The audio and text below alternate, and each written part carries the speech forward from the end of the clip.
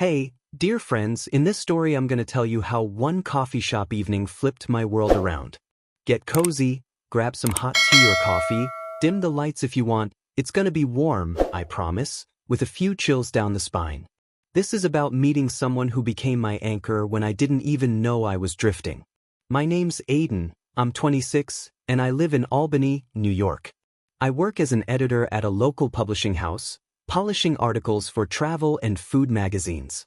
My life was calm, almost predictable: office, walks in the park, evenings with books, and the rare bar night with friends. I wasn't complaining, but sometimes I felt this emptiness inside, like a chapter in my story hadn't been written yet. It all kicked off in November, on a Friday evening, when I stopped by Maple Brew, a coffee shop near my place. That spot was my haven: warm lamplight, the smell of vanilla and cinnamon, and a quiet buzz of voices. I ordered a cappuccino and settled in a corner, flipping through notes on my tablet. A few tables away, there was this guy. He was lean, with chestnut hair a bit messy, wearing a navy hoodie that looked slightly too big. He was jotting something in a notebook, pausing to stare out the window like he was searching for answers in the evening sky. I didn't mean to keep looking, but my eyes kept drifting to him. He set his pen down, reached for his cup, and suddenly glanced at me. Our eyes locked, and my heart skipped a beat. He gave a small nod, almost smiling, and went back to his notebook. I stared at my tablet, cursing myself as my cheeks warmed up. An hour later, I was about to leave when I realized I'd left my notebook on the table. When I turned back, the guy was standing there, holding it. "This yours, I'm guessing?" he asked, his voice calm with a soft tone, like he was used to speaking quietly. I nodded, mumbling, "Thanks for catching that, I'd have totally lost it." He handed it over, and our fingers brushed for a second. It was barely anything, but I felt this warmth run up my arm. "I'm Nolan," he said, looking at me like he wanted to memorize my face. "Aiden," I replied, trying to hide how fast my pulse was racing. We got to talking. Turns out he teaches history at a local college, moved to Albany from Rochester 3 months ago. He was into old movies, black coffee, and long walks around town, especially when the leaves fall. I shared about my job, how I'm hooked on detective novels, and we laughed about the time I spilled coffee on a manuscript and smelled like espresso all day.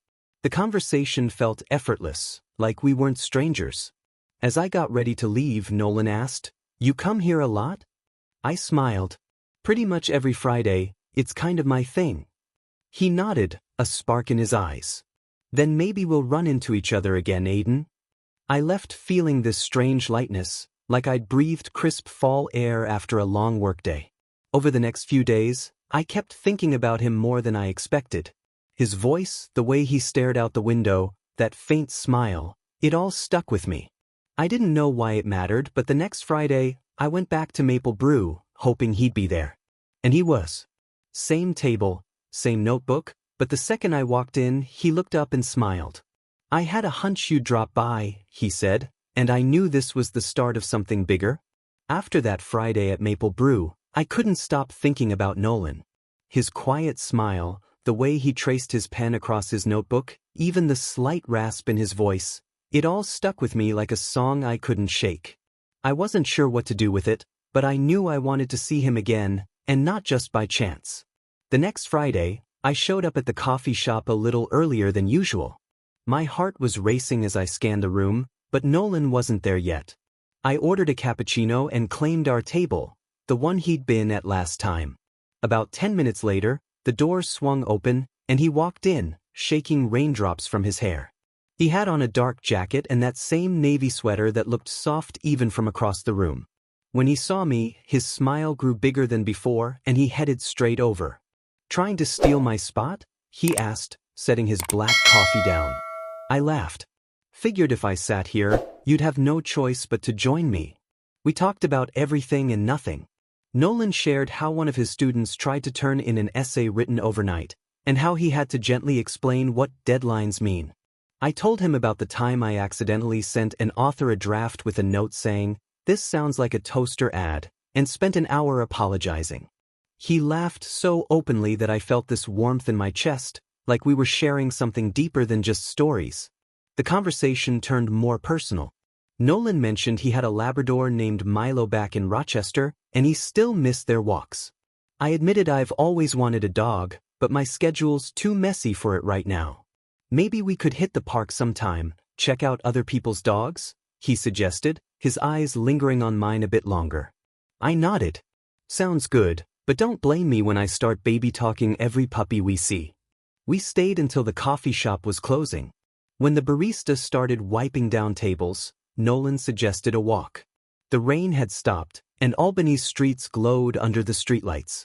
We walked side by side, our shoulders brushing now and then, and I noticed his fingers grazing the sleeve of my jacket. It was small, but it made my breath catch every time. We stopped by the park, where the trees still clung to their last fall leaves. Nolan leaned against the railing, staring at the water, and said, "You know, I'm not big on chatting with strangers, but it's different with you." My heart tightened and I replied, "I'm not usually one to open up either, but you make it feel easy." He looked at me and there was something warm in his gaze, almost tangible. We stood close, and I saw his hand on the railing shift slightly toward mine. Nothing happened, but the air between us felt heavier, like we both knew we'd crossed some invisible line. "See you next Friday?" he asked as we headed back. "Definitely," I said, my voice softer than I meant it to be. That night, I lay in bed, replaying the evening in my head. His laugh, the way he leaned closer when he talked, those accidental touches, they were pieces of something I couldn't quite name yet. But I knew one thing. I wanted to be around him, to learn more about him, to share these moments. And I had a feeling he felt the same way. After our walk, I started counting the days until the next Friday, like a kid waiting for summer break. Nolan was sneaking into my thoughts, not loud, but steady, like a tune you hum without realizing. I'd catch myself smiling, remembering how he tilted his head when he laughed or how his fingers brushed my hand by accident. It scared me a little, but it also felt good, even if I wasn't sure where it was all headed. The next Friday, I got to Maple Brew with a flutter in my chest. Nolan was already there, sitting at our table with his notebook, but when he saw me, he put his pen down and grinned like he'd been waiting all day. "You're early today," he said, sliding a chair out for me. I shrugged. "Didn't want you getting bored without someone to talk to." He chuckled, and we ordered our usual cappuccino for me, black coffee for him, like clockwork. We chatted about work, how his students were begging for extra points before exams, and how I accidentally deleted half an article and spent until midnight fixing it. But then the conversation shifted. Nolan asked what I do to unwind, and I told him straight, I grab a book, put on some music, and pretend the rest of the world's on pause. He nodded like it meant something to him and said, "I've got a similar thing, but instead of music, it's an old movie, preferably black and white." I teased him. "Come on, you watch those films where everyone talks like they're reciting poetry?" He laughed hard. "Don't knock it, they've got heart, you just need popcorn to get it." The coffee shop was louder than usual that night, and Nolan suggested leaving early. "I've got an idea," he said as we stepped outside. "Let's go to my place, it's cozier than here." I hesitated for a second but nodded. "As long as you've got coffee, I'm not done with my caffeine fix." He promised, "Plenty of coffee, and I might even have tea if you decide to betray your principles." His apartment was a 10-minute walk, in an old brick building. Inside, it was warm, smelling of books and something like lavender. Shelves were packed with novels, a blanket was tossed on the couch, and a single mug sat on the table. Nolan flicked on a lamp, and the light spilled softly across the room. "Make yourself at home," he said, shrugging off his jacket, and I sank onto the couch, feeling both comfortable and a little out of place. He brewed coffee, and we sat close, our knees almost touching. Nolan put on some old movie on a small TV, but we talked more than we watched. He shared about growing up in Rochester, how he loved biking through fields, and I told him how I dreamed of being a writer in high school but ended up in editing. At one point, I caught him looking at me longer than he needed to, and my words stumbled. "What's up?" I asked, feeling my face warm. He shook his head. "Just that you talk like every word matters, and I like that about you." The movie ended, but we kept sitting there, sipping cold coffee. His hand rested on the back of the couch, and I could feel its warmth behind my shoulder. When I turned, our eyes locked, and for a moment, it felt like time stopped. Nothing happened, but my heart was pounding in my throat. "It's getting late," he said softly, but he didn't move. I nodded. "Yeah, but I'm not ready to leave yet." He smiled. "Then don't, we've got time." When I finally got up to go, he walked me to the door. At the threshold, he said, "Next Friday, I'm picking what we watch, deal?" I laughed. Fine, but no black and white gloom. Walking home under the stars, I knew I'd be thinking about him all week. His voice, the warmth of his place, the way we were so close without even touching. By the time the next Friday came, I couldn't keep pretending Nolan was just some guy from the coffee shop. He was in my thoughts every day. His soft laugh, the way he looked at me in his apartment, the warmth of his blanket on the couch. I knew we were on the edge of something big, and it scared me as much as it drew me in. But I was sure I didn't want to stop. At Maple Brew, Nolan was at our table, but he seemed different today, more serious, like he was carrying something heavy. He wore a dark green shirt, sleeves rolled up, and I saw his fingers nervously twisting the corner of a napkin. "You're 4 minutes late," he said with a small smile, but his eyes were sharp, almost searching. I sat across from him. "Sorry, had to dodge a whole crowd of tourists with maps." He smirked, but I could feel something unspoken hanging between us. We talked about random things, how he dropped a stack of papers before a lecture, how I tried fixing a printer and made it worse. But his mind was somewhere else. Then he pushed his cup aside and looked right at me. "Aiden, can I say something serious for a minute?" he asked, his voice lower than usual. I nodded, my heart speeding up. "Go ahead, I'm listening, no distractions." He took a deep breath. "Since we met, everything feels brighter. You make me happier than I'm used to, and I think about you all the time, even when I try to focus on something else." His words settled in the quiet, and I felt warmth spreading through my chest. I leaned closer. "Honestly, I can't stop thinking about you either. And I like it, even if I'm not sure where it's going." He smiled, but there was a shadow in his eyes. "You're not scared this could get complicated?" I shook my head. "Maybe it will, but I want to see what happens next." We left the coffee shop early, and Nolan suggested going to his place. I agreed without thinking twice. His apartment welcomed us with its coziness, books on shelves, the smell of coffee, soft lamplight. Nolan shrugged off his jacket, and I noticed how his shirt hugged his shoulders. "Sit wherever you want," he said, and I picked the couch, feeling right at home. He brought coffee, and we sat so close our knees touched, his warmth seeping through my jeans. He placed his hand on mine, his fingers slowly weaving through my own. "I don't want to mess this up," he whispered, but his eyes said more. I squeezed his hand. "You're not messing anything up, we're together, and that feels right." He nodded, and we fell silent, but the quiet was alive with meaning. His thumb grazed my palm, and I felt my breathing deepen. I shifted closer, our shoulders pressing together, his warmth wrapping around me like a blanket. His hand moved to my shoulder, fingers tightening slightly on my shirt. My palm slid down his back, slow, like I was memorizing every curve. We were so close I could hear his breathing, steady but a bit quicker. "This okay?" he asked softly, and I nodded. "It's better than okay because it's with you." His forehead brushed mine for a moment, and my heart pounded like it wanted to break free. Time passed, but we didn't move. "Stay tonight," he said suddenly, his voice soft but sure. I looked at him. "You sure that's a good idea?" He smiled. "I'm sure I don't want you to leave." I nodded, and he grabbed a blanket. We lay on the couch, not too close, but close enough to feel each other. His hand rested near mine, and I felt the warmth of his fingers. We talked about little things until we drifted off, and I knew this moment was ours, just ours. In the morning, I woke to light streaming through the curtains. Nolan was still asleep, his hair falling over his forehead, his hand lying on the blanket next to mine. I didn't move, just watched him, feeling that this night had changed everything. That morning in Nolan's apartment changed everything. Waking up next to him, I felt we'd gotten closer than words could ever capture. His breathing, the warmth of his hand near mine, the light falling across his face, It was like a little world that belonged just to us. I didn't want it to end, but I knew it was only the beginning. We didn't go straight back to Maple Brew.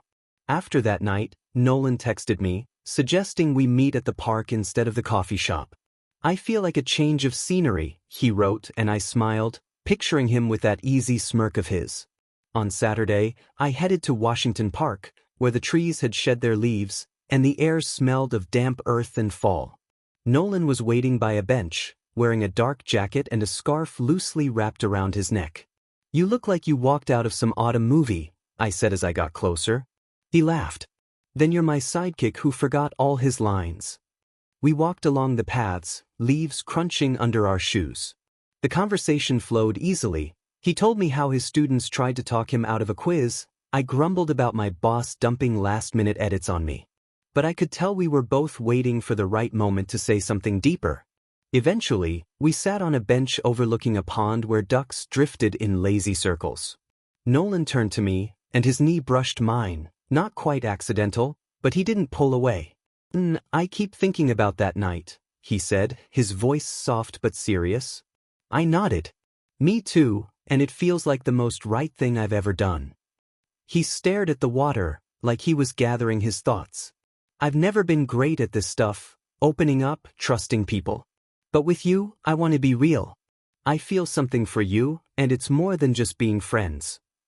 His words hit me like a warm breeze that cuts right through you. I placed my hand on his, feeling his fingers tense, then ease. "I feel it too, Nolan. And I don't want to act like it's nothing," I said, my voice catching with nerves. He turned, and his eyes were so open I felt both vulnerable and strong. "It scares me, but I don't want to stop," he added, and I nodded. "Then let's not stop, let's just be together." We sat quietly, but his hand stayed in mine, and I felt the warmth of his palm like it was keeping me grounded. At one point, he shifted closer, and his shoulder pressed against mine. I could feel his breath on my neck when he turned to say something but didn't. My hand moved to his wrist, fingers lingering, catching his pulse. It was silent, but louder than any words. "You make me braver," he whispered, and I smiled. "And you make me want to be better." Later, we headed to his place, neither of us ready to say goodbye. His apartment was warm, like always, but now I felt like I belonged there. We sat on the couch and Nolan put on some music, something slow, with gentle guitar chords. His hand found mine, and we just sat, letting the melody fill the quiet. I noticed his fingers trembling slightly, and I held them tighter. He leaned in, his head resting on my shoulder, his hair brushing my cheek. I wrapped my arm around him, slow, feeling his body soften against me. "Is it okay if I just stay like this?" he asked quietly. I nodded. "It's more than okay, it's exactly what I want." We talked late into the night, sharing bits of ourselves. Fears, dreams, how I worried about ending up alone, how he always feared being misunderstood. His hand rested on my shoulder, mine on his back, and every touch felt like a promise we wouldn't let go. When we finally drifted off, still on the couch, I felt his warmth beside me, and it was everything I needed. After that night on Nolan's couch, I felt like we'd become part of each other, like two pieces that finally fit together. His presence was my anchor. I thought of him when I woke up and drifted off, remembering the warmth of his shoulder. We didn't call it love yet, but I knew my heart beat differently when he was near. The next week, Nolan suggested skipping the coffee shop and meeting at his place. "I just want to be with you, no extra noise," he texted, and I felt my chest warm at the thought. On Friday evening, I showed up at his apartment with a bottle of apple cider I grabbed on the way. Nolan opened the door in a gray t-shirt and jeans, his hair a little messy, like he'd just run his hand through it. "You brought cider? You're officially my hero now," he said with a grin, taking the bottle. I laughed. "Figured I'd add something to your coffee kingdom." We settled on the couch and Nolan put on some quiet music, something with soft guitar strums that made the room feel cozy. He poured the cider into 2 mugs, and we clinked them together, chuckling when I almost spilled mine. We started off talking lightly. He shared how his coworker tried explaining parchment to students. I griped about my boss forgetting how email works again. But I could see Nolan looking at me differently, more focused, with a kind of gentle determination. He set his mug down and shifted closer, our knees touching. I need to tell you something, he started, his voice lower than usual. I nodded, my heart picking up. I'm all yours, say what's on your mind. He paused, staring at his hands, then met my eyes. I've never felt this way with anyone before, not like I do with you. You make me want to be open, even when I'm scared. And I want to be closer to you, not just sitting here, but really close. His words were so honest I felt a lump in my throat. I took his hand, feeling the warmth of his fingers. I want that too, Nolan. You make me happier than I thought I could be, and I don't want to hold it back, I said, my voice shaky with feeling. He smiled, and his hand lifted to my face, fingers brushing my cheek softly. I leaned in, our foreheads touching, our breaths mingling in the quiet.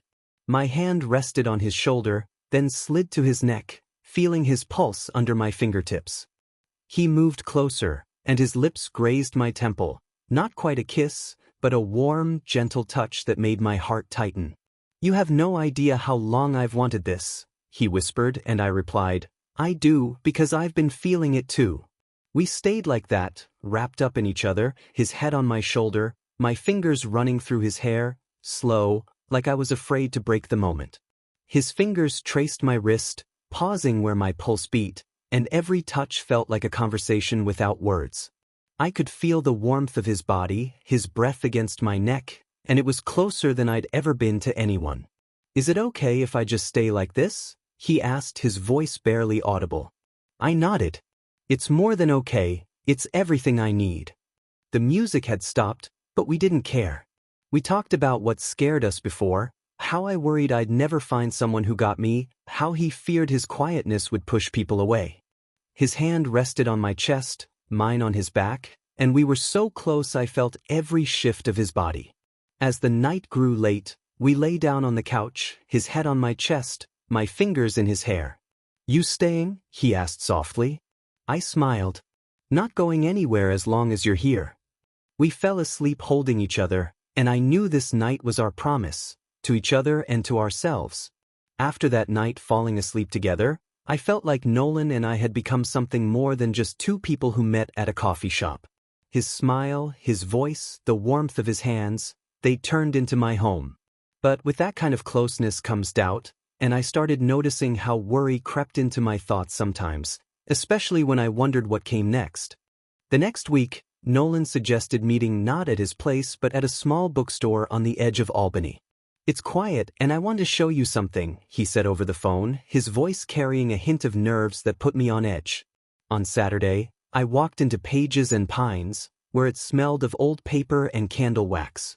Nolan was by the poetry section, in a dark sweater that made his eyes stand out. You're late as usual, he said with a grin, but I saw him fidgeting with the corner of a book. I shrugged. Sorry, had to navigate around some roadwork, it was a whole ordeal. We wandered through the aisles and Nolan showed me his favorite books, poetry collections he read in college. But I could tell he was holding back, like he was working up to something big. Finally, he stopped by a window where the light hit his face and turned to me. I need to be real with you, he started, his voice quieter than normal. I felt a chill in my chest but nodded. Say it, I want to know what's on your mind. He looked away, then back at me. Sometimes I'm scared this is too good to be true. I've never been this open with anyone, and it freaks me out because I don't want to mess it up. His words were so raw I stepped closer, resting my hand on his shoulder. I'm scared too, Nolan. But you know what scares me more? Losing what we have because we didn't give it a shot, I said, my voice shaky with honesty. He smiled, but his eyes stayed serious. You're right, but I want this to be real, not just for us, but for the world. I knew what he meant. We left the shop and sat on a bench by the river, where the air was cold and the sky gray, almost uneasy. Nolan took my hand, his fingers cool but firm. I want people to know about us, he said softly. Not right away, but I'm tired of hiding. It was unexpected. He'd always been so careful, and his boldness hit me hard. I squeezed his hand. I'm with you, whatever you decide, we'll do it together. We sat in silence, his head resting on my shoulder, and I felt his breathing, steady but with a slight tremor. My hand was on his back, fingers tracing his sweater slowly, and the moment felt so fragile I was afraid to breathe too loud. "You make me whole," he whispered, and I replied, "You make me feel like I'm home, no matter where we are." That night, we went back to his place, and everything felt different. Not louder, but deeper.